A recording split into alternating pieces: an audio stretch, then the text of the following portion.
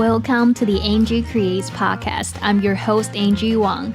In this podcast, I interview curious humans on how they become the most alive versions of themselves through creative expressions like movement, art, and writing. 欢迎来到 Angie Creates， 我是你的主持人安吉。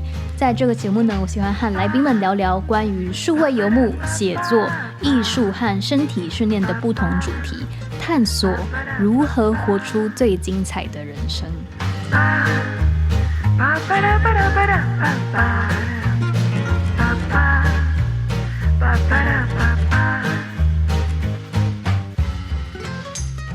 Hi, Lucy. Hi, Angie. Today, we prepare absolutely nothing to go on this recording because I don't know about you, but this is my first time showing up in terms of any formal creative work after, the topic today, having a kid. What about you? So I actually just started getting back into work 2 days ago. Oh, wow. I'm just going to ask you about this later. Yeah, we can talk about that later, but totally just going with the flow today, because if there was one thing I learned about motherhood, and it was a hard-ass lesson, is that sometimes you just gotta lean into the unpredictability and the chaos. Uh-huh. Yeah. I interviewed Lucy before. At that time, we were both just finishing or in the middle of Paul's coaching program. I think I just moved to the States and we're talking about being a creator or wanting to do something else. In our private life, we both know that we both really wanted to become mother. It's very interesting. So I'm going to talk about the very start of this. Lucy and I and Valerie, another friend of us, has this monthly or bi-weekly chat. And in June 2022, I found out I was pregnant. No, actually July. And so during our bi-weekly chat, I was trying to I wanted to tell them, but also I am waiting for the 3 months genetic test. And so I remember the week of my 12-week pregnancy, almost 12-week pregnancy, I wanted to tell them so bad. And just trying to wait, but I feel I almost couldn't hold it anymore until it's time for Lucy to share what is going on in her life. And the first thing Lucy said is, I'm 12-week pregnant. And I was so shocked looking at Lucy and I screamed. I said, Lucy, I'm 12-week pregnant too. And Lucy I think Lucy had no clue what's going on. She was, yeah. Sorry, it didn't register at first what you just said. You said me too or something like that. And I was like, yeah. And then I was like, wait, what? Are you pregnant too? 12 weeks? Uh-huh. Yeah. It's crazy because I think in the previous episode we chatted about I feel like sometimes I feel like Lucy was the lost twin sister in the universe that I just found last year, because we have such a similar path, turning from corporate world to fitness industry as an online creator, and we have a same aspiration of becoming a life coach and stuff like that. And then we found out we are pregnant and around the same time.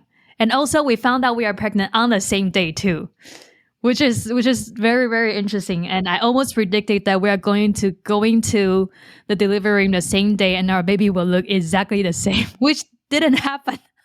Because if it happened, it would be very creepy. But it's been such a cool journey to have a friend like you who are just going through the same thing at the same time.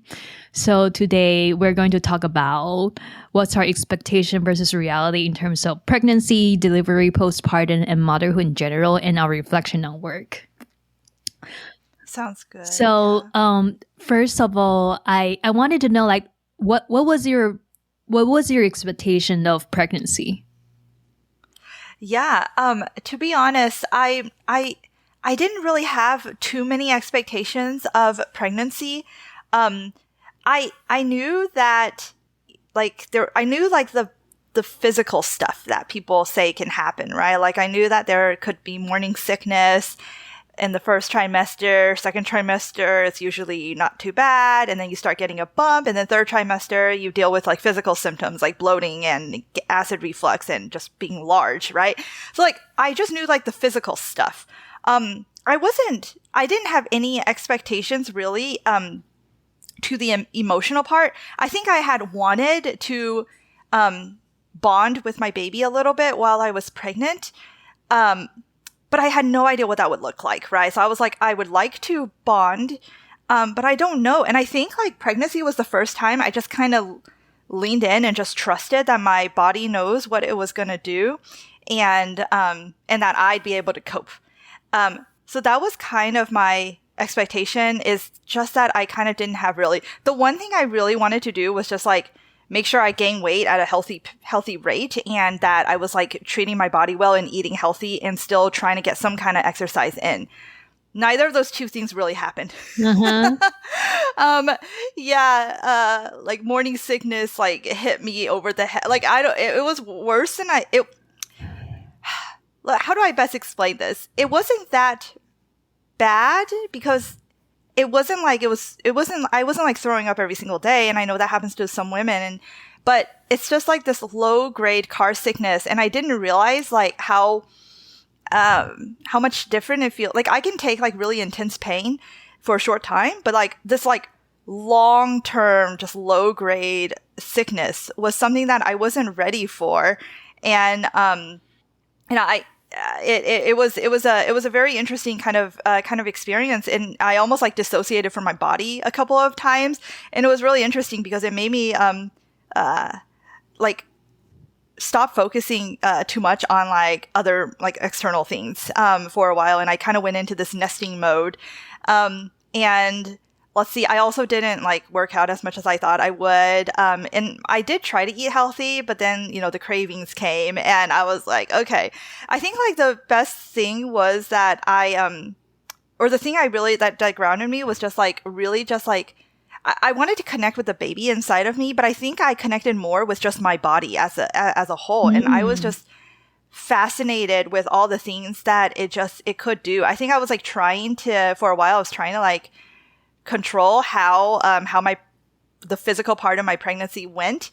But really when I let go a little bit more, like it felt a lot easier. And that's a lesson I learned again after having the baby. But that's kind of just the general way of how that went.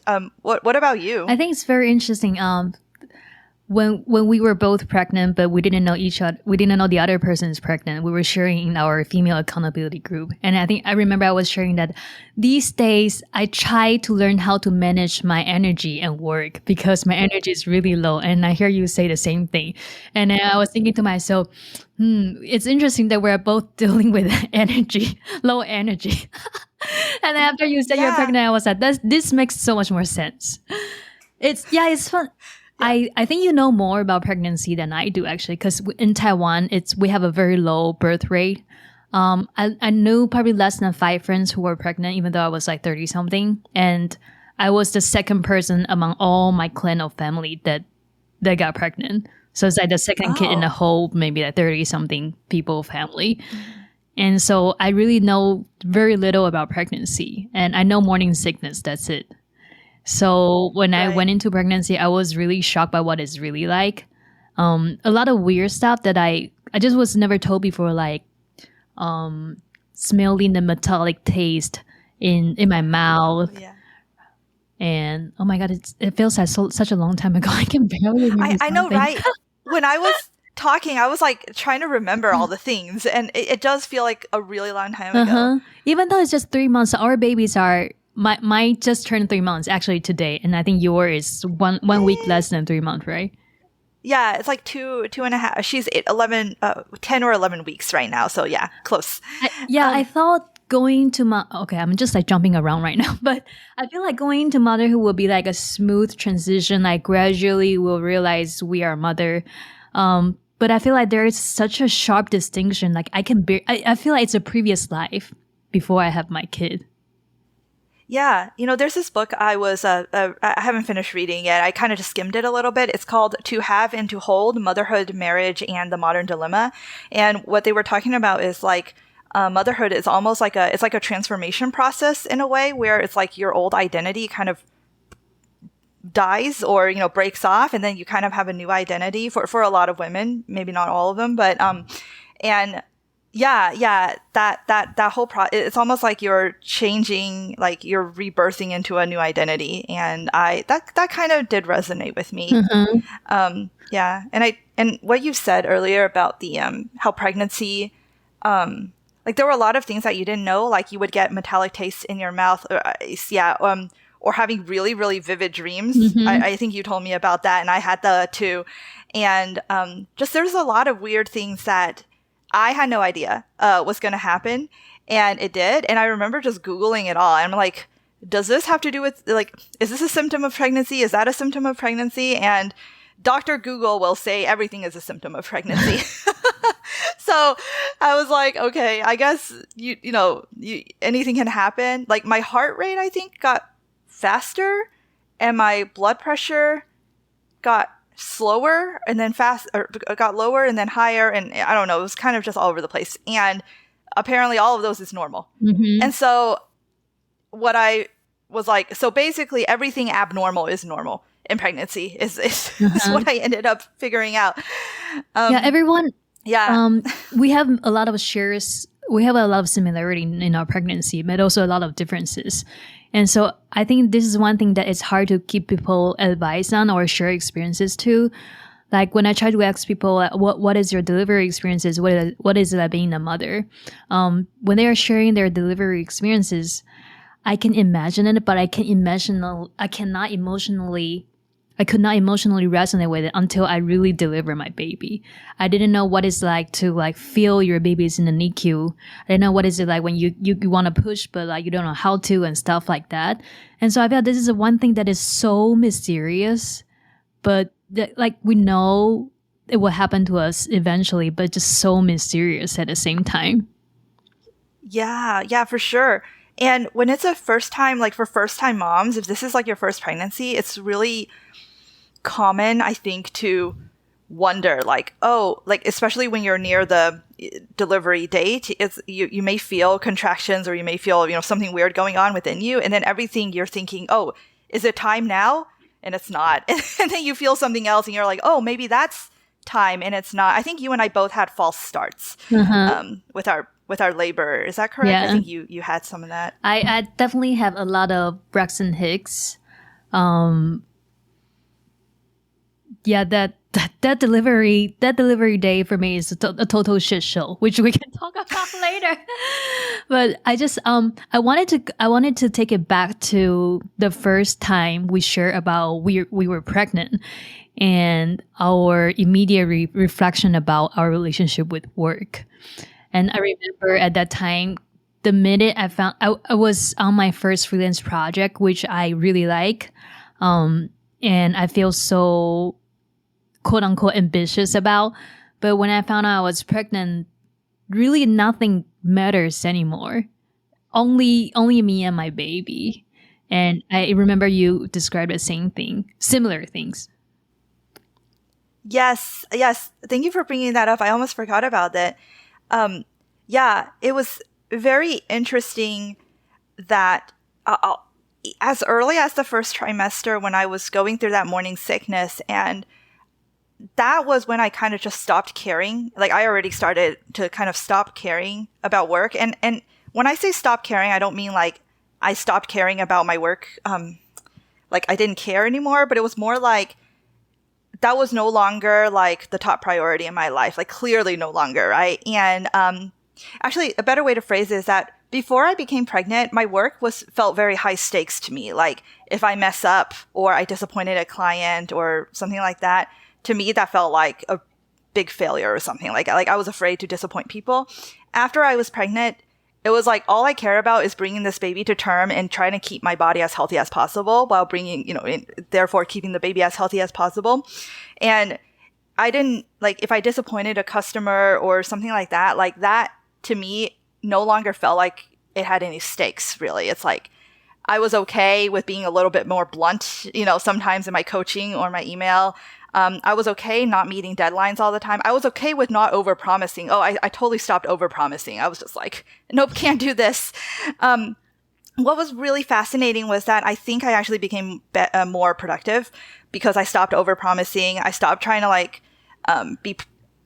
like trying to people please and all of that. And I think I just became more honest with how much work I can handle. And even my business partner told me that I was a much like better teammate to work with, and which kind of shocked me a little bit because I felt like I like dropped the ball in a way. Intentionally, I dropped the ball a little bit, but I was very honest with what I can handle, and work became a little bit easier, and my work quality became a little bit better, and that was actually a huge shocker to me. That happened, and I don't know. It's very interesting because I think it's like when you have a life in you, your priorities, like it's like life hits you over the head with like, hey, here's what your real priorities are. And then you can be a little bit more honest with yourself, with that. Yeah, priority becomes really clear to me. But it took me a long time to really like say no and set a boundary. I think I only successfully did it after I delivered my baby. At the beginning, it's like, okay, I can separate my work identity and who I am. Like I now understand. Why am I stuttering on this? Maybe I'm still not resolving this. I thought at that time that I knew my work identity is work and I am who I am. And like now I knew I have the power, and I physically, like viscerally experience the power of creating a life. The part of me where I'm just creating tasks, creating Notion table is just not that important anymore. Even if I build something super shitty, I will still feel like I'm a powerful creator because I'm creating a life. But at that time, I think you were on the entrepreneur path much longer than I do, and you have a very successful business. And I think when I was pregnant, I'm still trying to pursue the work identity.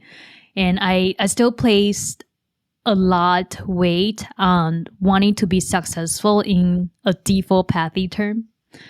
And so I try to like, I'm going on tangent here, but I think my last project before I delivered Michelle, I still overpromised stuff. And I feel good when I finish the project and improve myself that I can do something, but I feel bad after the project finished, and I feel like the last month when I was working on the project, I have so little connection with my baby, and she was about to be born. And so that really gave me a huge lesson on what I should really draw boundary on after I have her. Yeah, for sure. I mean, there were still some times I overpromised and I felt, really bad if I didn't deliver as well. And I would say like sometimes I think it wasn't a conscious decision I think that I made. It was just that physically I couldn't I like just physically didn't have the mental capacity to focus anymore during the first 3 months. I will say after the morning sickness passed, I went a little bit back into my old habits. So it's kind of like your tolerance, your pain tolerance at work, I think it changes. You're almost forced to, sometimes you have to be forced to lower it. And that can be morning sickness, or that can be the baby actually coming into your life. Like, obviously once the baby is here, it's like, it's not even that I choose to have less time. I literally don't have time. For some other things I have to aggressively, cut things and prioritize. And that sounds like, is that what happened to you after Michelle arrived? Rather than before? Yeah, like right now I'm sitting at Paul's studio and you are wearing your work headphone. It's just a very bizarre image for me because I'm so used to us like talking like just really chill, talking about pregnancy. Or last time we chatted, we have our baby wiggling and like crying, like we need to run to change diaper or feeding and stuff. So like being so serious sitting in front of the computer is like, oh man, like I wish I can hold Michelle, which I can't right now, but I choose not to. Oh my god, I miss my baby. But I know, right? It's so weird. I mean, my baby is right outside the door, but I miss her so much. I know. Okay, I know exactly what you feel. Another thing I am like, it was unexpected for me during pregnancy was my hormonal shift. So before pregnancy, I have very bad PMS, and every time right before menstruation, I will be so depressed. No matter how ambitious or how much I've achieved, right after menstruation. Like that, after that 3 weeks of stretch is gone and the last week is coming, I just feel so bad about myself, such very low self-esteem, and I doubt myself in everything I do. So I'm so afraid that during pregnancy, which is another huge hormonal shift for women, I will feel even worse. But fortunately for me, what happened is the whole pregnancy, well, actually the first and second trimester, I feel so powerful. And I have some hormonal shift, but most of the time I feel super, super ambitious. And I feel like I'm so confident about myself. I'm happy all the time. When I feel emotional, it's mostly because I feel life is so beautiful. And I feel that there's so much hope and I want to cry. Which is interesting because I described to my friends the first trimester, I feel so masculine. Like the ambitious feeling was equal to me as being masculine. So I told my friend, like, I feel so masculine. I must be having a boy. And then I found out I was having a girl. And I was like, damn, this is what being a female really like. It's you're supposed to be powerful and ambitious. And then third trimester hit, I started crying a lot over stupid stuff. If I want to order McDonald's and it's not open, I cry. Or like when I see Paul didn't wash the dishes, I cry. Or I went out and then I see there's cloud in the sky, I cry. Just basically crying over everything I can. Yeah. I think that's I think that's common for a lot of women.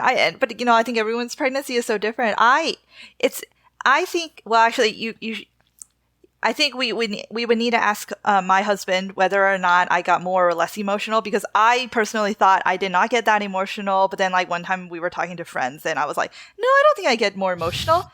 And then I look at him and he's like, So I was like, okay, maybe I did, and I just don't know. But I started crying a lot. Like, I started waking up with tears. So I was having dreams where I would cry. And I would wake up crying. Like that, I very rarely happened before I got pregnant. And in the third trimester, I would, like, every week, I would, like, wake up a few times crying. And sometimes I remember my dreams and they were kind of sad, but sometimes I don't remember them and I would just be crying. And I would wake up with the tissue in my hand and I'm like, what's going on here? Wait, so you that grabbed was the really tissue in your interesting. dream? And then you woke up Yeah, with the like, tissue in your hand? yeah, probably like half asleep or something. I probably grab a tissue to wipe, because I have a tissue box right next to my bedstand. Because I had really bad congestion when I was pregnant during that last trimester as well. So I kept a tissue next to me, but sometimes I was using it to wipe my tears. And I'm like, I have no idea. Like, I guess I was having, like, really emotional dreams, but they weren't showing up as much during the waking hours. And I don't know. I always wonder, like, was I, like, suppressing my emotions or something, right? It's like they only come out at night. I don't know. I don't know. But that was something that was really interesting for me to know. And yeah, I don't know. It's just, and I read so many other people's stories. Like, I was on Reddit and what to expect forums, just to see other people's stories. And it feels like everyone has such different stories, and it's all really interesting. And if you just tweak like one variable, the whole pregnancy becomes so different. Like tweak the gender, tweak a certain symptom you have, or tweak like delivery time, delivery process, who deliver you, who you hire. It's like the whole pregnancy and delivery can be so different, which leads us to the delivery experiences. What's your expectation and what's reality? Oh my goodness. I think so before I got pregnant, my expectation for delivery was that I would just go in and just get an epidural and then just be done with it, because that's what my sister did, and I was like, yeah, that's fine. Because I didn't, I already knew, I don't know, I always thought I had low pain tolerance, and I also was not anti-medication. So I was like, yeah, I'm just going to go and get the epidural. But it's interesting, as the closer I got to delivery, the more and more I wanted to give a natural birth. And I don't know why suddenly that shifted, right? And so I was like, I kept the epidural idea as a back pocket. I'm like, you know what? I think 80% chance I'm still going to use it, but I want to see how far I can get before I do it. I just want to, like, feel as much of the delivery as I can and experience as much of it as I can. And one of the things I expected was that I would deliver either early or on my delivery date. And I think it's because my sister delivered like 2 weeks early during her first pregnancy. And So I thought, oh, I probably will deliver early too. But that didn't happen. In fact, the baby just like would not leave.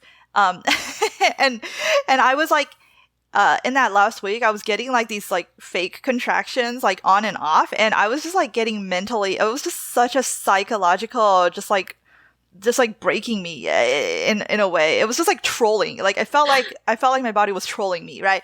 I was like, oh, contractions. Maybe now she's coming. Nope. And then I'm like, oh, I think those are cramps or are those contractions? I'm not sure.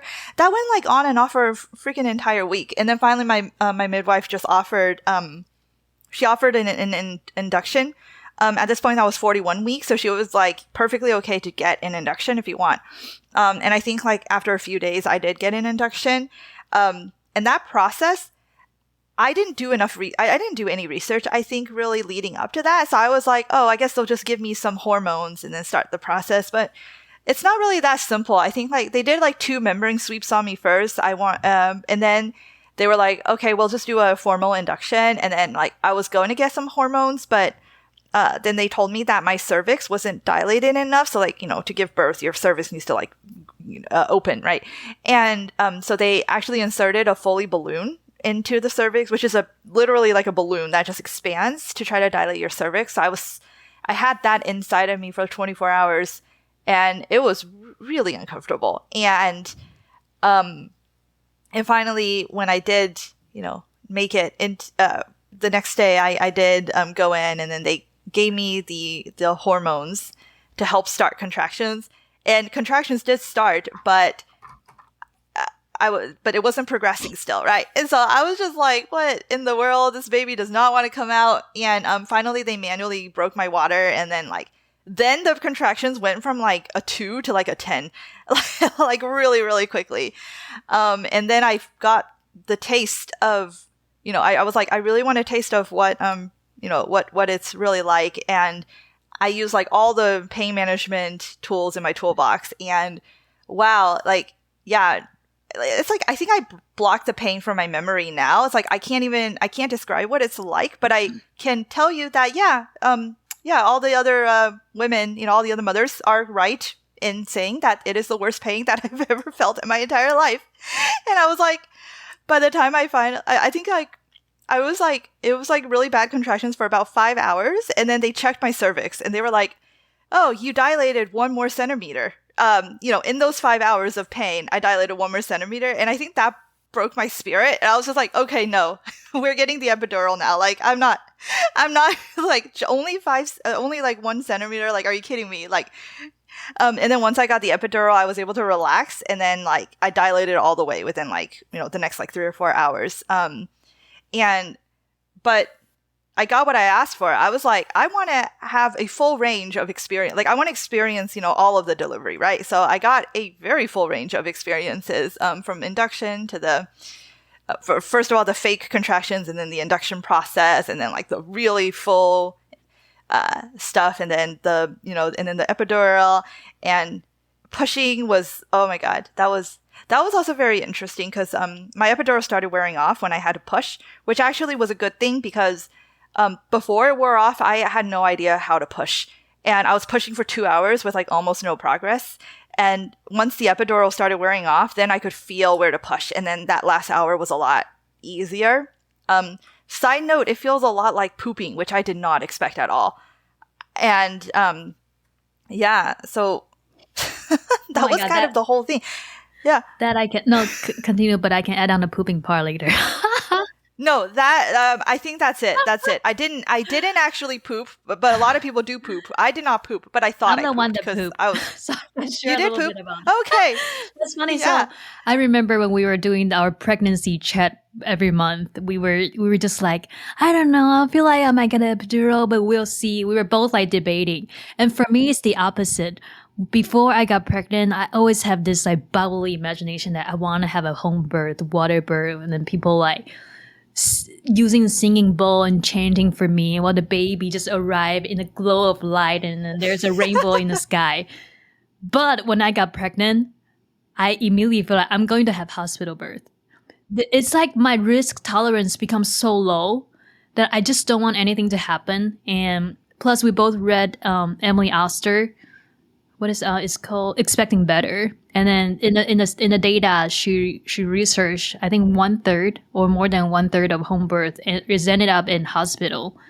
And so I was like, okay, if it's such a large chance that I'll be in the hospital, I will just choose hospital at the very beginning. And the other factor is I experienced some very painful pain throughout my 3 trimesters. Like I will wake up not being able to breathe and feel it's just so painful even if I breathe. And like I will lie on the bed whole day not being able to move.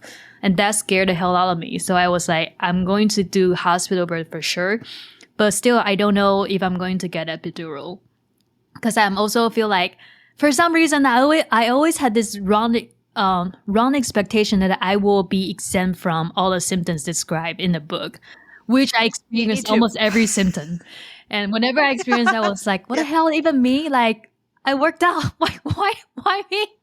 Why can't I? Like, why do I feel so tired? Why do I lose so much strength already? Stuff like that." So when I remember we told each other, if you go into the labor, we're gonna text each other. And so when I remember that day, it's on my due day actually, that I went into labor because my OB did a membrane sweeping 2 days ago before my due date. And if you don't know what membrane sweeping is, it's basically the OB will stick her hand into your vagina and then separate baby's head from the cervix, which will lead to I think it's an increase of maybe oxytocin or other hormone, and then to like facilitate the delivery process to start. So I remember in the morning, like around 5 a.m., I took a selfie in the hospital and then I sent it to you and said, Lucy, probably can make it to the chat tonight. And I was so confident that I was having contraction every 2 minutes and very strong contraction too. But still, I was very little dilated too. I was only 1 centimeter or 2. And so the hospital discharged me. I was so pissed. When the nurse asked me, what's your pain scale? I say 8. And I was so pissed that even if I told her it's 8, she still think that I'm not feeling painful enough. She was very nicely trying to tell me, you will know if it's a real contraction that people will feel so painful that they can barely walk or breathe. And I was like, what do you mean? I can barely walk into the hospital. And I was like bitching about it and still breathing, although like semi hard to breathe. But when after I got discharged, it became really, really bad. And that's one thing that I thought that I wish I did, which is hiring a doula. Because I know like if it's really painful, I will just get epidural, so I will not need a doula to teach me how to do all the like pain management stuff. But I did not expect that there is a time in between you can be admitted into the hospital and you start to feel contraction. So it was so painful for me to just like trying to manage all the pain without knowing when can I be admitted in the hospital, because the nurse told me it will sometimes for fake contraction like this, it can lead up to a week. So I was like, holy shit, like I can be either admitted tonight or it could be next week. And it just, I become very, very desperate. I did not know what will happen to me. And I would really feel like I'm going to die. In the end, I begged Paul to take me to the hospital. And I was like begging a doctor to admit me.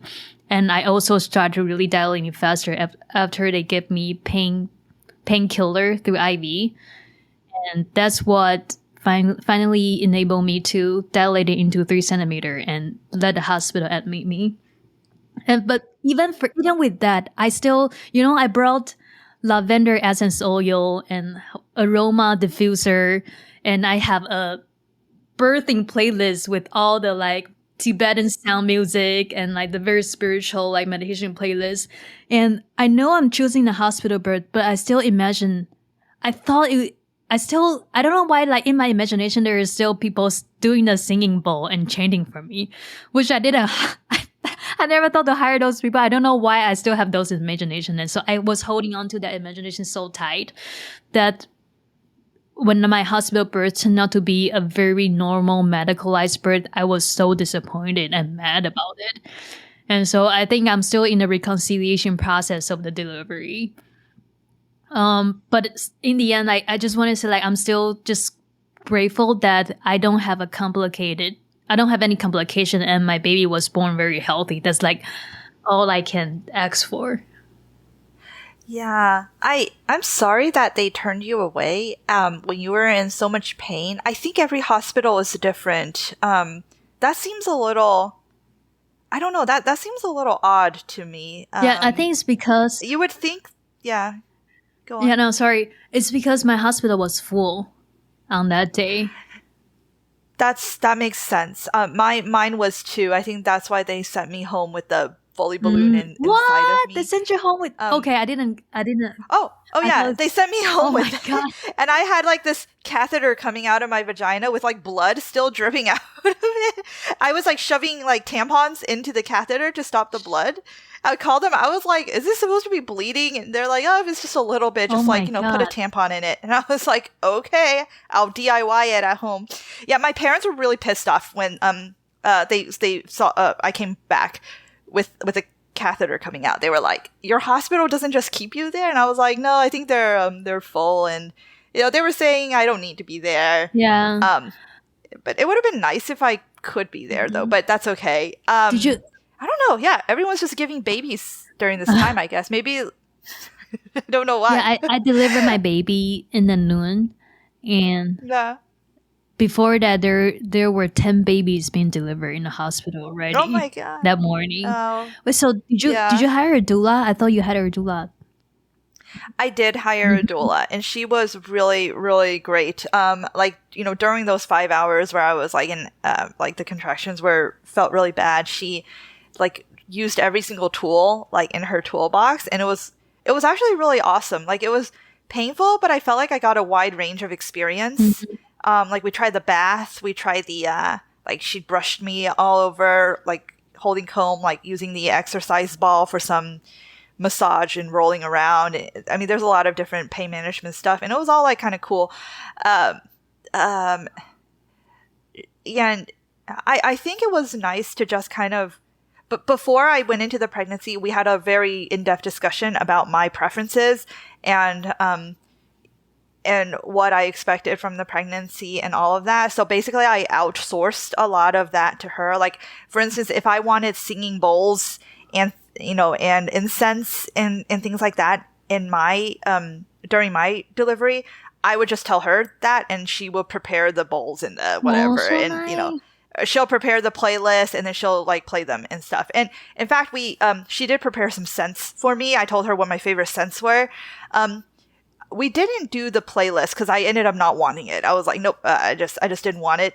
So it's like sometimes, it's like you plan something, but when you're actually in the moment, what you thought you wanted, you don't want anymore. Like originally I wanted to see my babies as she was coming out. So she brought a little mirror for me. Like my doula brought a mirror. And then but then I changed my mind. I was like, no, I don't want to see her. So yeah, for parents or parents to be, sometimes you'll just change your mind, and that's okay too. And she was like okay with that. She was like, I think she could sense whether or not I really she was very respectful of that.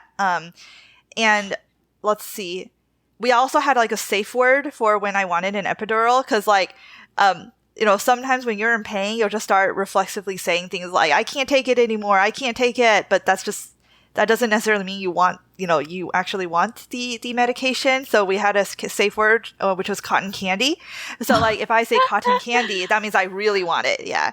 Which I thought was a funny idea. I mean, I think it was a good idea. And yeah, I think she was, yeah. So that outsourcing, so that, excuse me, you don't have to think and make decisions in the moment, I think was really helpful. And she was also just a really nice person to talk to. And she, she was very comforting. And I do think that it helped, but I think for my second birth, I think I'm just going to go straight for the epidural and not get a doula. I think I was just going to, for my second baby, I think I'm just going to get like a boring, just like a boring hospital birth. Cause I experienced everything this time. I'm like, I don't really need to experience it again. Man, I feel like But for that first experience, it was really nice to have her. Yeah. I feel like I'm still holding on to home birth. I'm still like trying to Okay. see if I can, like I And the second one's supposed to be easier, Huh? and you could totally give that a shot, right? It's like there's no wrong way to do I it. think I think I will know when I'm really pregnant with my second one, but I still feel like some hope of wanting to try home birth. Like I still want to have a very spiritual experiences of the delivery, but I mean the pregnancy is just a very spiritual experiences already. And so about the mirror stuff, I have the same thing when we went to the delivery preparation, or like pregnancy, I forgot what's like pregnancy preparation class by a delivery nurse, and then she talked about all the things that we will eventually experience during the delivery. I remember crying when she was talking about like you can see the mirror, and then that will usually motivate the dad and the mom to push more, or like ask the dad to like help the mom push more. And then but when I was really pushing and I feel the baby is already squeezing through my vagina, and it's just like coming out of my vagina, and the doctor was like, you already delivered your baby's hair, now Angie, do you want a mirror? And I was like, no, I don't want a mirror. I was like, hell no, I'm not going to see a head pop out of my vagina. It's gonna traumatize me. So no, I didn't use a mirror. And I think that the whole time the doctor was like dad, look at the head is coming out, and Paul was like, I'm fine.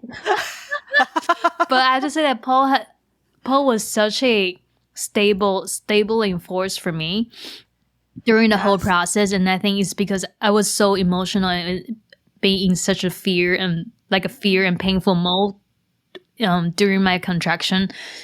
He has to be calm, and the way he chooses to be calm is not to be emotional. So I actually feel emotionally isolated because he's so calm. I don't know if I will feel better if he's anxious. Probably not, but yeah, I think just an interesting reflection. And Yeah, go no, on. go ahead. Oh, I was just gonna remark that you say he was so calm in the delivery room, and I was thinking, isn't he calm like all the Yeah, time? he's calm all the time. And so one thing I never told him, maybe he will know when he listens to this podcast, is during the whole time I got a painkiller, and I think I had very bad reaction toward the painkiller. I just passed out, and I have the epidural, so I basically sleep through the whole time.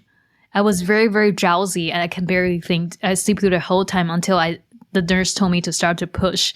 And during the push phase, he's like tightly holding my hand and then keep like stroking through my forehead and say, you can do it, keep pushing, and I love you.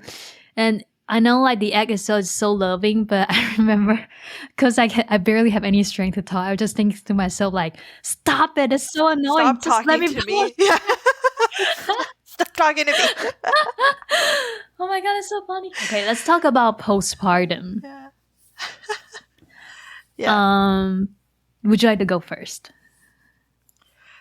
Sure, yeah. And I will say that I don't know how single mothers do it, but sorry, just the delivery thing, but like having a stable partner to me really helped a lot. I think one of the things Mark did, my husband, he just gave me water like all the time, and he was just there because I was like, I needed something to hold on to for a while. And I like remember there was one time I just like started clawing at him. I feel so bad. I'm like, I'm so sorry. I'm just like clawing at you right now.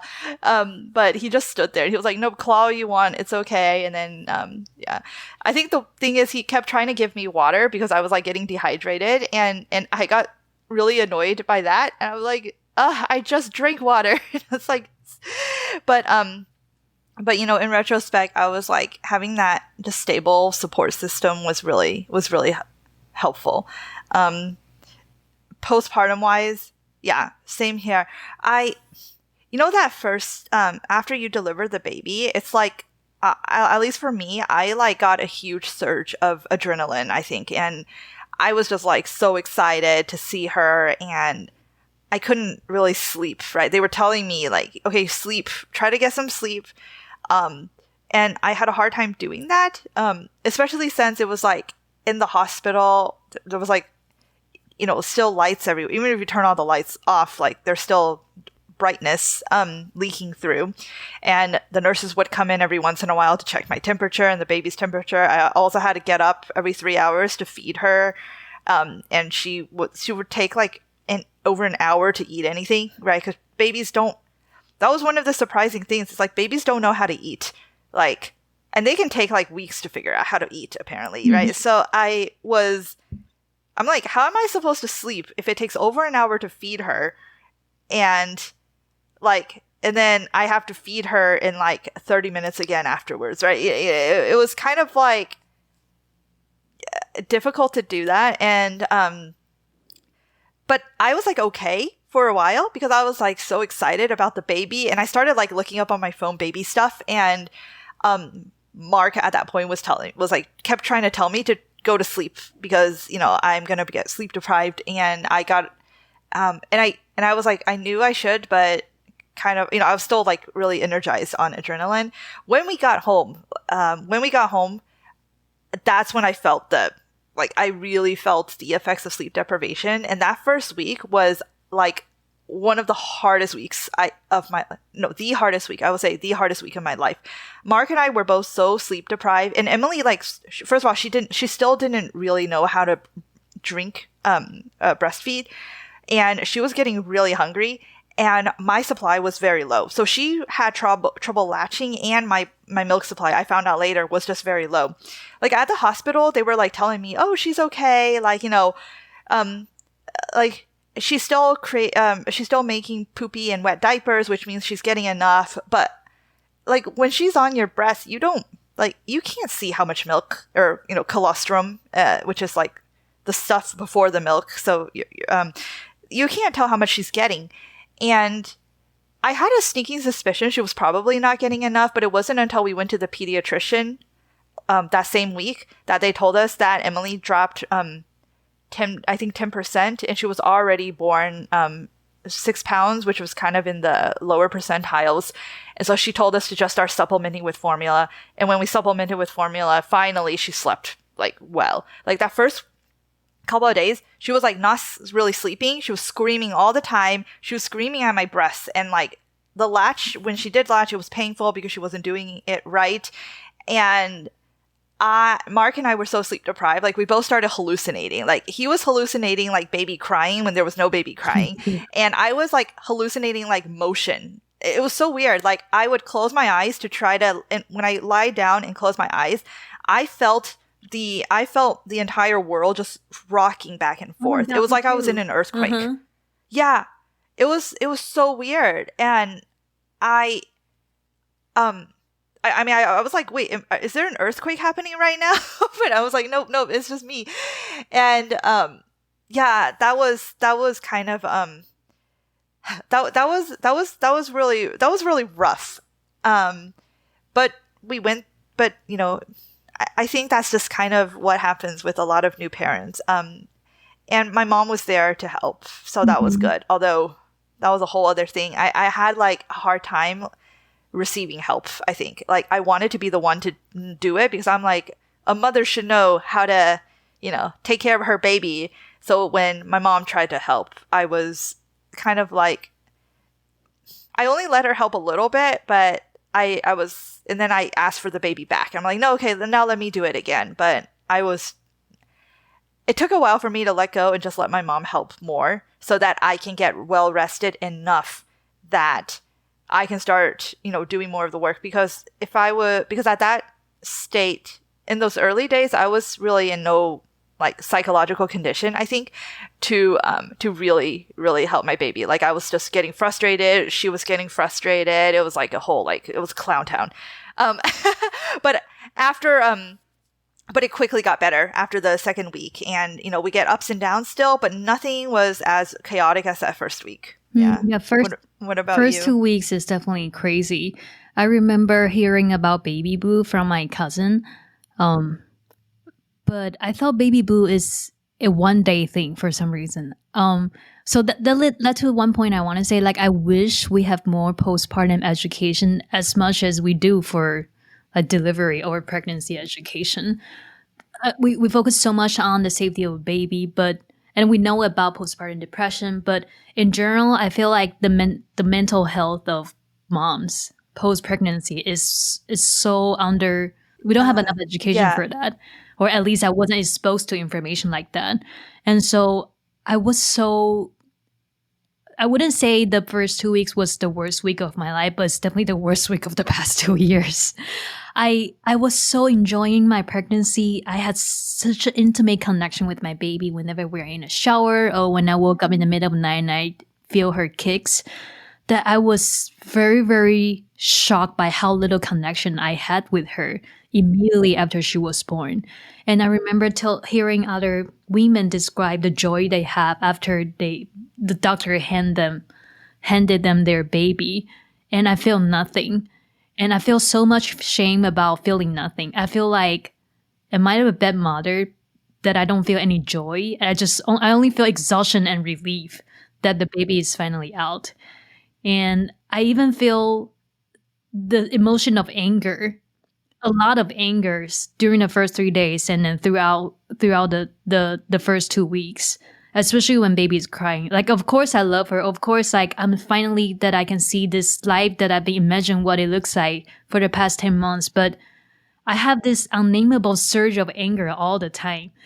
And sometimes I was thinking to myself, because my mom started telling me the story of she was pregnant with me. And then she told me, when I was a baby, they will feed me sugar water as my last meal of the night and let me cry the whole night. And they was always so pissed that they don't understand what I was crying all the time. So now we have more education, of course we know, because I was hungry. And when I had my baby and then she was crying, I was like, why? I was thinking to myself, of course I wouldn't say it to her, that why are you crying all the time? Like, I already fed you boobs and formula. Like, why are you crying so much? Like, mommy has sugar water and it was fine. So I have all this like unknown anger and unknown frustration, and I will be breastfeeding her with all the like blood from bleeding from she was biting me, or the scar tissue that's still on my nipple, and it was so much pain down on my bottom and on my boobs, and so much like mental pain from the delivery too. So it's just really hard to manage. I remember, I think around 2 weeks mark, I feel so depressed. I just feel like I don't have any love for this baby. And I don't know why. And I feel like I wasn't me. But I didn't make the connection that I was having baby blue. And I remember one day Paul went to the gym and he came back. He came back seeing me crying like a crazy person on the bed. And I feel so sorry for this baby for having a mom like me. But after the 2 weeks, I'm just like, immediately back to normal, like pre-pregnancy happy Angie. Like, oh my god, I'm having a baby. She's so damn cute. I'm like the luckiest person in the world. I have so much love for her. She's the luckiest baby because she has such a loving parents. You're an angel, and we're an angel to you too. We are both very lucky. And so I just want to tell other moms, if you feel disconnected from your baby for the first 2 weeks or like immediately after delivery, it's actually normal, and it just not discussed as openly and as like common in the society. Yeah, thank you so much for sharing that, Angie. You're absolutely right. This is not something that is talked about, and it is totally, we hear about postpartum depression, and that's pretty much it. But there's like I'm in a parent group actually, and the facilitator recently told us that like postpartum makes up, I forgot what the percentage was, 20% or something like that. But what's not talked about is there's this in-between state where it's like, it's not bad enough to be considered postpartum, but it feels really bad. And that affects, and maybe it's the baby blues thing, and that affects like over 80% of women. So it's like the majority of women are going to feel just really bad after giving birth. And they may feel like days or on and off, like disconnection or anger or resentment towards their baby. And like, that's okay. And I still feel that way sometimes. I'll just be honest. The day before yesterday, she just kept waking up for some reason at night. And I was back at work. I had a morning meeting. And so I lost my temper with her. She was awake. She wouldn't go back to sleep, but she also wouldn't drink milk. So I was like, I have no idea what's wrong with her. And then I just screamed at her. And that was actually the first time I screamed at my baby. And and then Mark rushed in when he heard that. He was like, Lucy, let me take her. You can go to sleep. And I screamed at her. It was, very angry. I screamed at her for like 2 seconds and then like felt so bad, so guilty. I started just like hugging her and like sobbing and just like rocking back and forth, just like saying, I'm sorry. And, that's when Mark came in. He saw me like, I'm sorry. He was just like, oh, Lucy, you can go back to sleep. It's okay. And I remember being like, oh my God, I'm like, we're like 10 weeks out and 10 or 11 weeks out, and I'm still like having these episodes. But, I made peace with that. I can make mistakes, and I can also love my baby at the same time. So I can be super angry at her and also love her at the same time, and also feel like a monster and also forgive myself all at the same time. Like I was feeling everything. I was like forgiving myself while also feeling like I am like a monster. And because I know like my feelings and what I intellectually know to be true, they're two different things. And I think that was one of the things of motherhood. Like I call it the chaos of motherhood, but there's a lot of internal chaos where it's like I'm feeling so much conflicting and ambivalent things all the time. It's like there's like separate people living inside my head and inside my body, and to just kind of be okay with that, even being okay with the feeling of like just the bad feelings, because they go away. Every single time I had a bad feeling, they go away. Sometimes it takes a little while longer. And yeah, I do wish more people knew that this kind of like, I know people I knew it was going to be hard, but I didn't realize how like conflicting and like ambivalent that I would feel and disconnected that I would feel, right? It's like I didn't realize there would be so much conflicting stuff happening within me. And I wonder though, if somebody had told me this, would I have really understood, or was this something I had to live through to understand? I'm not sure, but I think knowing that anything is okay so long as you're not like, physically harming your baby or harming yourself, anything you feel or think, I think is okay. And just knowing that that's okay is super helpful. Yeah. I definitely resonate with that. And I feel like there is an interesting analogy in terms of internal family system where it described we have many different personalities inside us. For the past like 3 decades of our life, we have these known or semi-known characters that is playing in our head. But another few characters only come up after we become mothers. So we are so foreign. They are so foreign to us. We don't know their personality. We don't know what those characters want. And so like we are trying to understand ourselves too. And I remember I know it's such a cliche, but I really have so much more forgiveness for my mother. I used to be very resentful for she being like super emotional and like harsh on me or like saying bad words to me. And now I know like she probably has a lot of conflicts inside her to just like we have inside us now. And for me, I told Paul, I hope when one day Michelle is listening to this episode, she will know that I'm not coming from an angle of attacking her or complaining about her. We're just like sharing our experience, which she will be a mother in one day too. I feel like I split into 2 different, or like more than 2 different personalities. And I feel so many scenarios are playing when I'm almost out of control, but I'm like trying very hard to hold together. And then sometimes when I'm like trying to take a deep breath while I can barely manage my emotion, I would just tell Michelle that, hey, mommy's being upset now, but it has nothing to do with you. It's just I'm learning to be a mother. And one day when you grow up, like, I hope you understand this. And I absolutely love you, even though I might not be the most patient mother right now. I hope you I want you to know that this is what I'm going on, because I feel like my mother trying to manage all this without explicitly telling me. So when I was a kid, I always thought that I must be a bad kid to let my mom suffer. Man, yeah, there was a Reddit thread I was reading, and one person said something like, this was after I screamed at Emily, my baby Emily, and I was just like looking for solidarity. And one of the person responded with, this is not going to be the first time you're going to mess up, right? Or not, let's not say it's like slip up, right? This is not going to be the first time you're going to slip up. It's going to happen just like your parents did with you.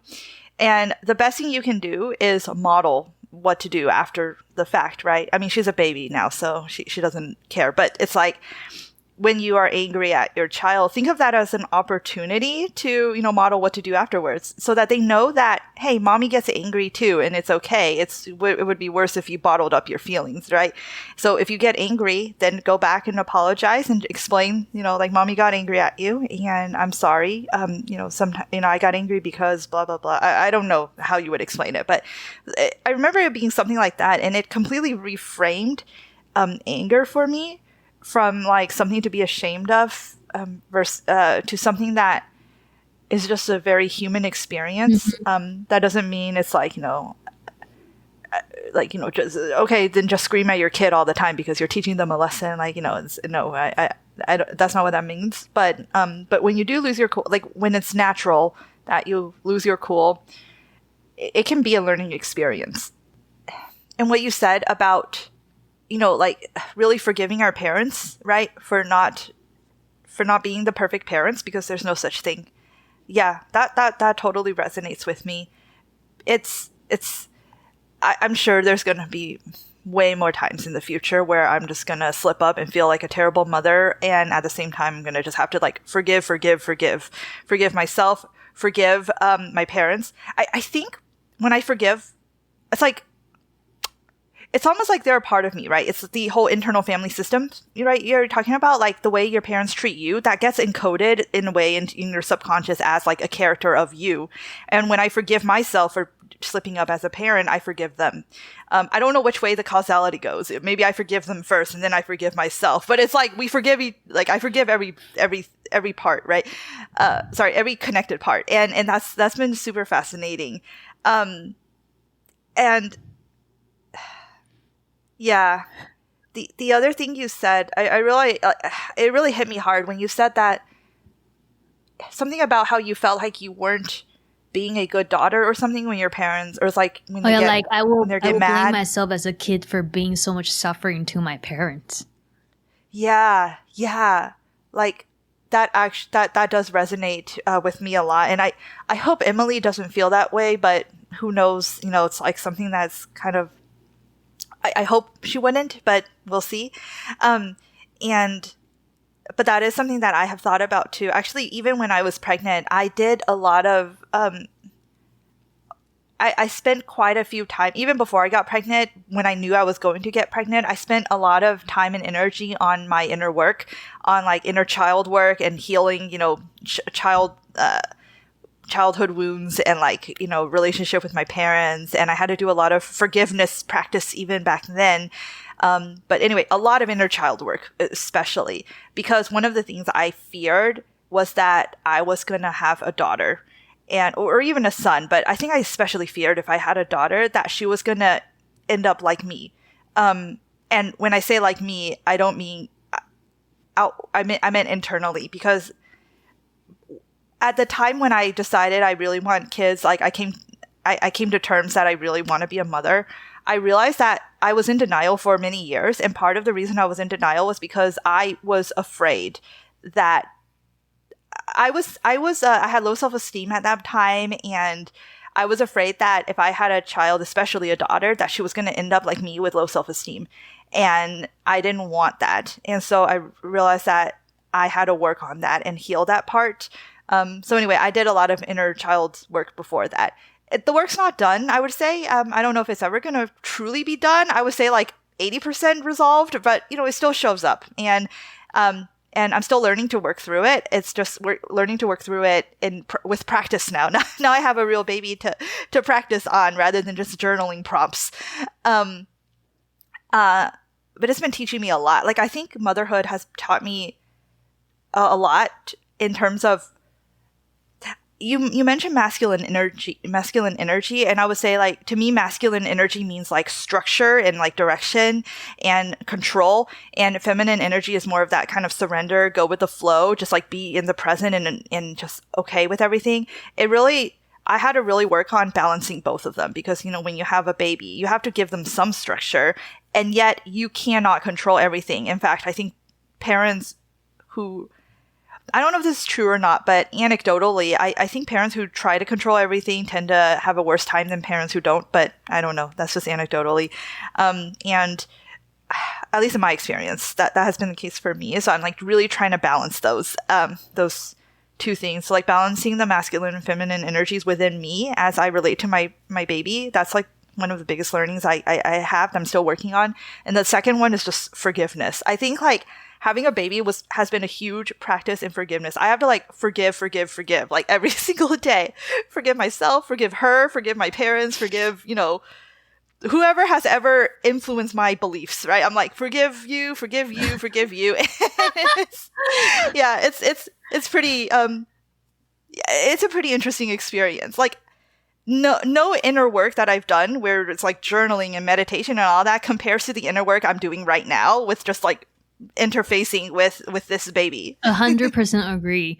And I just want to like acknowledge how great we both are on this podcast for being so vulnerable and just sharing such a raw emotion we have with our babies. You know, before this podcast, I was like, I might talk about this. No, I'm not gonna talk about that. Not gonna tell the audience about that. Not gonna happen. But then we just both say the stuff that is like, I know before this podcast, I was so afraid people criticizing me for being a bad mother because I have all these emotions. But I think we probably all have these emotions, just we want to acknowledge that or not. And I also found Reddit to be such I never really used Reddit before, but I found out Reddit is such a good place for parents because they share real, I think because it's anonymous, they get to share raw emotion too. And I remember there's one that I shared with you that Michelle was screaming for 2 days and she would not drink any bottle. And I don't have a lot. I have very low milk supply too, so I can barely feed her. And we were both so frustrated. We don't know what's going on. Turns out is the nipple of the bottle was stuck. So there was never any milk leak flowing out whenever she tried to drink.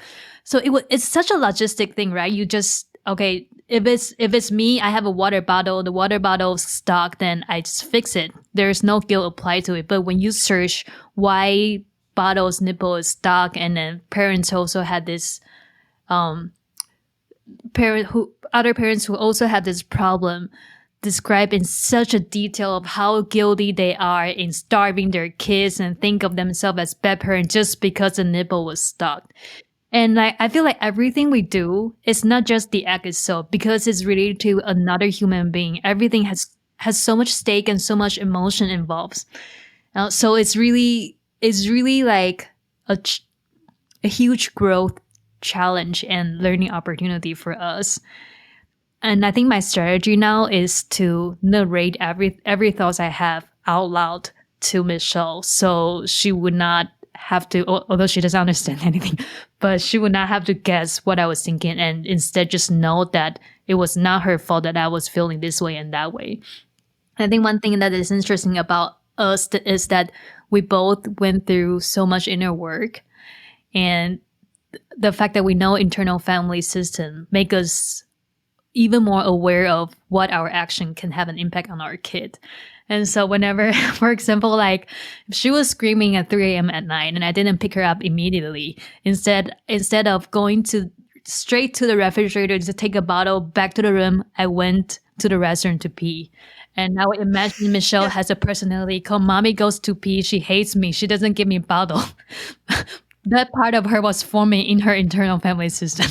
And so I was like, shit, everything I do, she might have a new character popping out because Mommy hates me. Mommy doesn't love me. So I was like, I have no control over that. I just have to believe that every kid was already born with the lessons that they need to learn and with their strength and their weakness. And this is their life lessons they need to go through. I was listening to another podcast that there's a father, I think it's called Tucker or something. And so it's an author. He was sharing, I think he has multiple kids. And he said every delivery will exactly mirror the temper of the kid.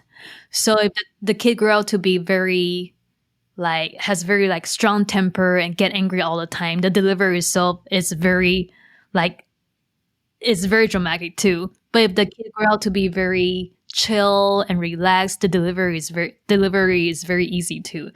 And the fact that Michelle was storming out of my vagina and was like, ha, ha, ha, ha, right before she was born, she was exactly like that. She's exactly like that now too. She has like very strong. Well, maybe that's just baby, but I feel like she mirrors me because I have a very I have very dramatic shift of energy pattern too. I can go for like, I want to deadlift 100 kilos 100 times in 1 minute to, I need to sleep right now. And she's exactly the Yeah. same. So I feel like, I feel like as much as we want to have an impact on them in a good way, a lot of their life path is gonna be like, it's already predetermined. They brought those patterns into this world, and what we can do is to help them understand who they are, and while we are understanding who we are too. Yeah. Have you ever have you heard of the Pixar movie Soul? Yeah. Like Soul? Have you Yeah, I've seen seen it? it. Oh yeah, I just watched that with Mark, and I was like, oh my god! Like it reminds me of what you're saying. Like we're born with like there's like this life path, and like identity that's already there, and there's only so much you can do as a parent to kind of shape that for them. I one of the most recent things that I've been just so impressed by is just how much the baby can learn, like figure out on their own. Like right now she's not even 3 months, so I'm not expecting her to do calculus, but I'll share you a story that she was also crying at night the other day, and I just went to the bathroom as well. So I got a bottle, I started heating it up, and then I went to the bathroom, and then I went into her room, and she just started kind of calming down a little bit on her own. And so I just stood there and kind of just watched her out of sight so she didn't see me, and just to see what she would do. And she ended up just kind of putting herself back to sleep. And I was so amazed that, I don't know, I was just so impressed. I was like, oh my goodness, I didn't know you had it in you to do that. Oh my god. Okay. Hi, Michelle. Yeah, so Michelle's here as part of being a parent while podcasting is you gotta let your partner go to the gym. So I'm taking Michelle with us. Hello, Yeah, girl. we're Oh, hello, lady. So Yeah. hear some cuckoo sound from Michelle. Yeah, it's funny. And I was just like, maybe you knew, maybe so, okay, this is something that I feel very vulnerable to share, and I'm very afraid of judgments, but so that means I'm going to go ahead and do it. Because I think somebody may need to hear this, right? But I do go with my instinct for a lot of things, and in the case with Emily, I think I trusted that even though she wasn't even 3 months old yet, she was ready for a little bit of sleep training. And every book I read and forum I've been to, basically every single one said don't try until 4 months old, like they're not ready. But I don't know, I just was like, there was a time when she was like 6 or 7 weeks old that she was crying, like it was so hard to get her to sleep. Like she was crying like on and off for like over an hour every single time it was nap time. And by the time we put her down for a nap, like she finally went to sleep, we put her in her crib and she would start crying again, and then it's time for the next nap at that point, right? So she was like overtired, and I remember thinking, I don't want to sleep train you this early, but you are already crying anyway, so I might as well try to make the crying intentional and just give it a shot and see what happens. So there was this book I read called Precious Little Sleep, and they had this they don't call it sleep training, but they call it like sleep, like learning, like just like prepping the baby for when you do start sleep training. And they call it the method fuss it out. So it's not cry it out, it's fuss it out. And the idea is that you get your newborn to it's for newborns, and you get them to a drowsy but awake state. And then you put them in the crib, and then you just leave them for 15 minutes or 10 minutes or however much you can handle. But the idea is that you time box it to something small and just see what happens. And if after those 10 minutes, they're still crying or fussing, then just go and save them. And then the idea is to just get them used to being in the crib and not in your arms. And, so I thought, you know what, let's just do that. Let's just start by getting her used to the crib, and then we can sleep train later. And lo and behold, on the third day, and this is not at all reflective of all babies. Every baby is different, but for Emily, she got herself to sleep on the third day in less than 10 minutes. And so I was like actually really shocked that happened, even though that was what I wanted to happen. Now, it's funny. It used to be that if I put her in the crib, she would cry and scream for hours. Now, if I don't put her in the crib, if I like keep trying to rock her and not put her in the crib, she would scream and cry. Like, she's like, no, mommy. Like it's almost like she's saying, no, I can do a better job getting myself to sleep than you can. Like, just put me in the darn crib already. And I don't know, that whole experience just made me just so impressed by babies. And I'm just like, you know what? Sometimes they can just learn things really well, more than like you think you can help them. I guess like I feel really scared sharing this, because I don't want it to come off as I'm telling people that they should sleep train their babies when they're only 2 months old. Like, that's not at all what I'm saying. In fact, I didn't think I wanted to sleep train my baby at all. It was just kind of like it turned into a necessity in my opinion. Like, but when I did try, I was just so shocked by how quickly she learned. And I don't know, and I bet it's going to happen again, where it's like, we need to teach her to like, ride a bike or whatever, whatever it is, like, learn to do whatever. And you have to just like give her the space to do it herself and not help her out. I forgot where I was. I forgot why I started saying that. I think it was when you talked about how like the baby has their own life path. And like, there's only so much you can do to help, right? And sometimes helping may be hindering.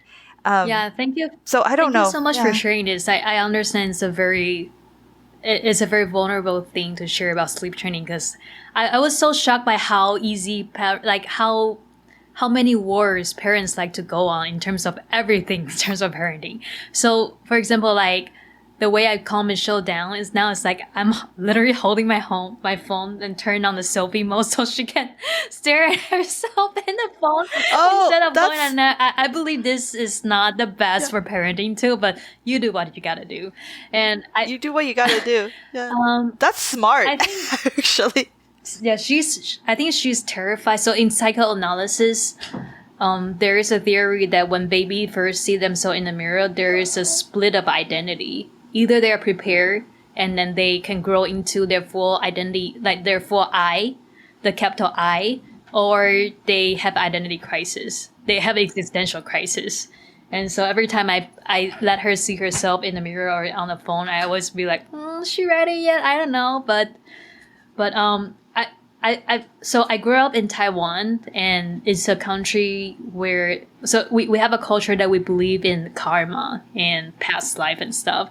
We believe that they bring the lessons of what they are not resolved in the previous life into their current life. So continue to learn the lessons they need to learn. And so I also believe that I believe Michelle chose me as her mother. And so there is a reason why she chose me as a mother, and there's a reason why Emily chose you as a mother. I don't know if you believe in or not, but I think that gave me a lot of comfort and confidence in building a relationship between me and my daughter, is that we are here for each other for a purpose, and we are here to learn from each other. And so for me, it's almost like a circle. It's like whatever we are going to do and whatever we'll both experience is already predetermined too, which is kind of, maybe the logic is conflicting, but I think you can have conflicting logics and beliefs in your head as well. Oh, I believe that too. I think beliefs are also, in a way, like, family system, right? Yeah, true. What do you think? Do you know what you're here to learn? If, like, what karma do you think you're here to learn? Your soul is here to learn? If you were to guess, I'm curious. So in the previous part of our conversation, well, I want to talk about, I think Michelle is here. I feel like she's so lucky. She must be someone who's so lack of love in the previous life, so she can come into a family that is full of love for her, or she's just a lucky person. Aw. And Aw. That's so yeah, she's cute. here to teach me how to love, and I think that's something that I came to realization with my mother too, which is I always thought that I bring my mom so much trouble that I am a burden for her. She could have enjoyed her 20s or her 30s, not having to like run from the police and work as a street vendor if she doesn't have me. But then I came to after I started doing inner work, my explanation is that I came here to teach her how to love too. And so like Oh, still a lot of drama when she tried to visit us, as I told you before, which I won't go into detail, but I mean, it's a lifelong work. And Michelle's been bringing my family, my in-law family, my own original family, so much love and so much happiness that yeah, I feel so grateful. And whatever we are going to learn in the future, I am humbled to learn about them. It's funny. So like, that's sometimes when I was feeding her and I thought about a time that she would say, "I hate you, you ruined my life," I just cried. oh, I might cry like 20 years early, but I'm very good at yeah. visualization. Uh, that's beautiful. What you shared. Thank you. I'm very yeah. I am very curious. I do enjoy talking a lot about this kind of spiritual stuff. It's not a thing that I do very often. There's a part of me that does believe in karmic patterns, and predetermined soul paths and all of that. I think I go in and out of believing it and not believing it, but I think more often than not, I do believe. At least I feel like it makes me a better person, and I feel better believing it than not. So it's one of these things where it's like, I think I choose to believe it because it serves me. And I think it serves the people around me because it makes me feel, it makes me a better person, I think, to believe this. I feel like I don't Yeah. know if believe is the right word, because I feel like if I use the word believe, then it's almost like it serves as a universal truth for every minute, everything I do in my life. But I actually think about it only when it serves me. So when the time that Yeah. it doesn't serve me, I will be like, fuck karma, what's that? But when I think about I need to resolve something with Michelle, it's like, there is karma, there's something we need to be learning about this. Yeah. Okay, so I know we both Oh, need to like go back to our kiddo very soon, like fully. I would like to just touch on lightly, like what do you think about work now, and what's your plan in terms of work, motherhood, and yeah. everything? Well, I am going back to work, so I'm going back part time right now, and it's kind of mainly the adjustment is really with sleep, because she is still waking up a couple of times at night, and I think Emily is. I think she's on an earlier bedtime than I had wanted her to be. Like, she went to sleep at 6 p.m. last night and woke up at 6 a.m. with some other wake ups in between, of course. And I'm like, am I just gonna have to like be like just like adapt myself now at this point to 6 a.m. wake up time, which I think I'm gonna have to do. So that's something that I'm adjusting to, because I was so sleepy trying to work, and then I just got really sleepy, and that was the night I lost my temper, and I think I attributed that to just sleep deprivation, because normally I would take a nap during the day, like take a long nap during the daytime, but I can't do that anymore because I'm working during that time. Most of my teammates are on the other side of the globe, so like I have to be up in the morning and talking to them basically, and so I can't nap anymore. So physically, it's like I think dealing with sleep has been kind of my most present challenge right now, to figure out how to be able to do work, and then just in general, I'll be honest, I wasn't too excited. Like, how do I best say this? I care a lot about my work. I care a lot about Coach Viva and our mission, which is like, it's a weight loss program right now, but like there's a deeper mission that my partner and I, my business partner and I, really want, which is to like help people, create a framework to help people with all kinds of behavior change. And I am like really into psychology and self-improvement. So like, to me, behavior change is like that's like my jam. And I want to, like you say, like, I would like to be a life coach. And so anyway, I care deeply about the mission of Coach Viva. And at the same time, I was like not really excited to go back to work. Like I went back to work because I said I would, and also because I felt like I should in a way.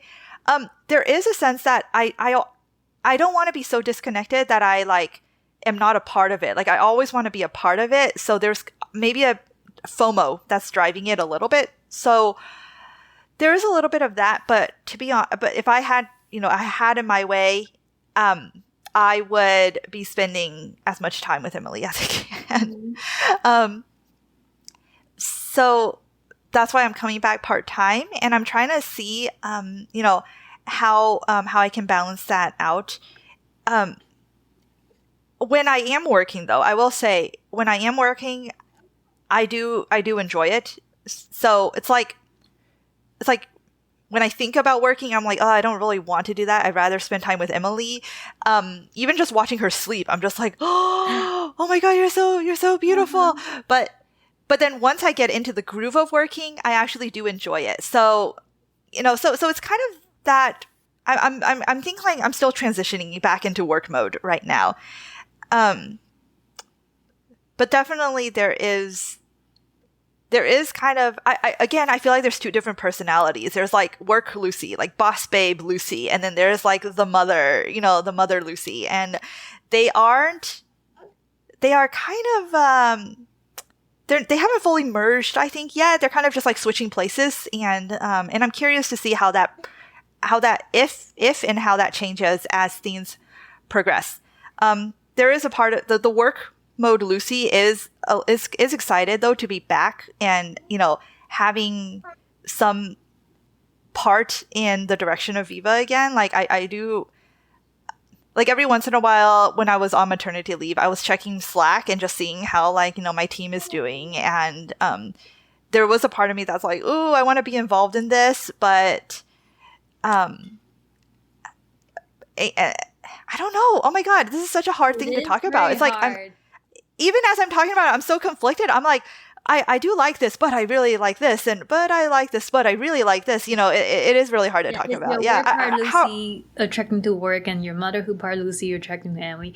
I think for me, so I'm not back into paid work project Angie yet, and I was shocked. I thought I wouldn't be able to draw the boundary until one of my potential clients came back to me like 2 weeks ago and asked about me. And before the meeting, I was talking to Paul.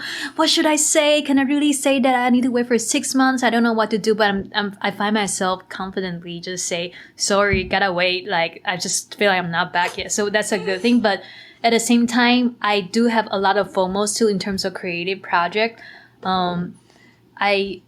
So I was listening to another podcast talking about the moms starting to hire caretaker or send the kids to daycare, and they found out because of that they actually have more quality time together with the kid, because they're not like with the kid together all the time. And the other day I was talking to Paul, I was like, I don't know why I'm like the only thing I do today is taking care of Michelle, and I don't know why am I so tired. And then Paul looked at me shocked, and Paul was like, what are you talking about? Taking care of kids is the most intense experience a person can experience because you have to be in intense present. And I was like, oh, I never thought about it. I guess I just adopt a very old traditional narrative of like motherhood is a low skill, low value type of work. And I didn't even realize that I was adopting that narrative. So I'm glad that he pointed out it's a very intense. It needs a very intense presence when you're playing with kids, but it gives you a different type of self-realization. It's different from when you do your work or your creative work. And so for me, no matter how much I play with Michelle and no matter how much I enjoy her presence and fall in love with her, there is still part of my self-realization that just wouldn't be able to come from her. It has to be me showing up in the world as the non-mother part of me, or as a whole person, but doing different type of stuff. And I just need to accept that. So when I started scheduling podcasts, I was a little bit, I wonder if this is the right move for me. But when I started to like build out a new Notion base, I was like, hell yeah. Like, I feel like I'm a whole person again after the motherhood, because I feel like this new level was introduced me, and I was on another happiness level, but something was lacking that I couldn't tell until I started working on my creative project again. But that's also one downside of me, which is this, I was never good at making money, and my husband kept pushing me to earn more money as a family. So eventually I will start to think about work too, like real, like profitable work. Yeah. You're doing, I see you're back to doing a lot of creative projects, right? Like, I mean, this podcast too, but I was looking at your Instagram and you're doing the mandalas on the stones and everything. And that's really cool. I remember looking, I'm like, oh my God, look, Angie is going back and doing like creative projects and I mean, money aside, but that's like, you're stepping into doing things, you know, that just spark joy, other than motherhood. And I think what you said about like, yeah, when you're not with your baby all the time, then those times that you do spend with them, they become higher quality. I actually think that makes so much sense. I agree with that. I actually think like, to turn it around, when I went back to work,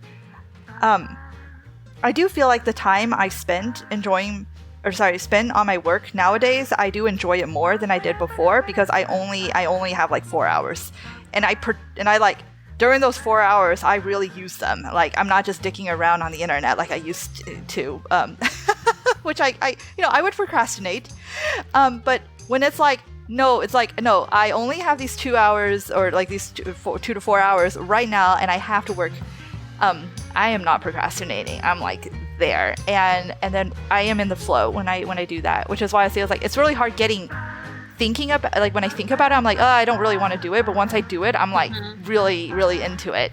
Yeah, I'm curious, as I like. We are gonna get we're getting an au pair to help us with the childcare next week. So I'm curious when that happens. What else, what how that's gonna feel. Yeah. Yes, we have to do another like 6 month a year catch up of what afterwards. There are. I think like for this topic we can always like keep talking and maybe talk for another 6 hours. But for this episode, I think it's a good timing to like stop right here. And I just like really. I'm really grateful for you to share your vulnerable experience, and for me to share my vulnerable experience as well. Okay, thank you so much, Lucy. Thank you, Angie. It was really great talking to you, and I am so glad that we had this discussion. Nice. Okay, expect Lucy to be coming back to our podcast very often in the future.